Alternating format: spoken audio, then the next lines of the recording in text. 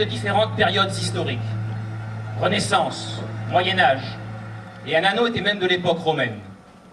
Des noms y étaient gravés. Manon et Hugo. L'idée m'est alors venue d'écrire l'histoire de ces deux personnages.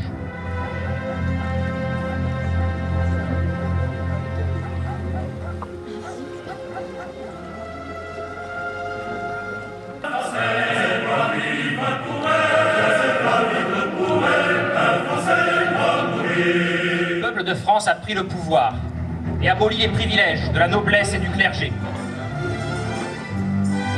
Vite! Dépêchez-vous! Le général Bonaparte est accosté dans le port de Fréjus! Oh là là, lui, une partie de son équipage sont susceptibles de venir d'un moment à l'autre! Tout doit être en ordre! Faire l'honneur, rentrer dans mon auberge, manger, j'ai la meilleure table quand même ici. Mon auberge est bien accueillante, les hommes arrivent.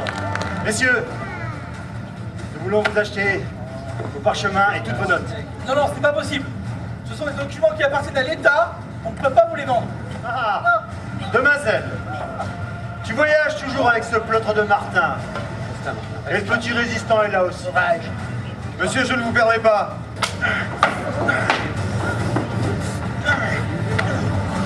Voici à l'époque des guerres de religion. Celles-ci ont commencé en 1562 pour ne s'arrêter qu'en 1598 avec la mise en place de l'édit de Nantes.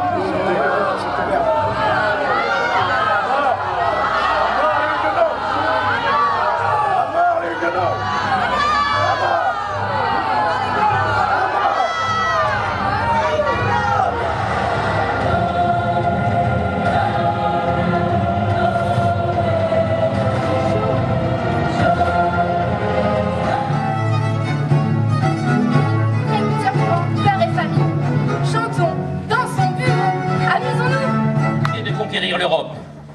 Ils ont traversé la mer, envahi l'Espagne et progressé encore plus loin. Repoussés par Charles Martel à Poitiers en 732, ils se sont installés le long de la Méditerranée pour plusieurs siècles. Régulièrement, ils ont lancé des raids de pillage sur les côtes italiennes et provençales. La population est terrorisée.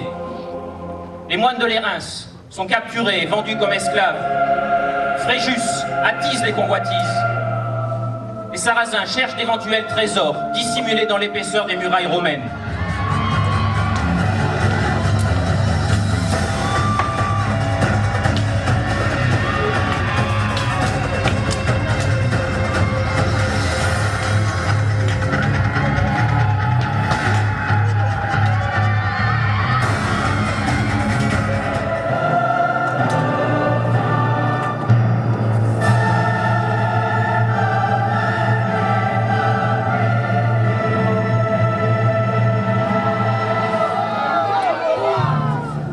Réjouissez-vous, habitants de Fréjus. Romains, les jeux du cirque vont commencer. Les esclaves qui vont combattre devant vous sont des valeureux combattants.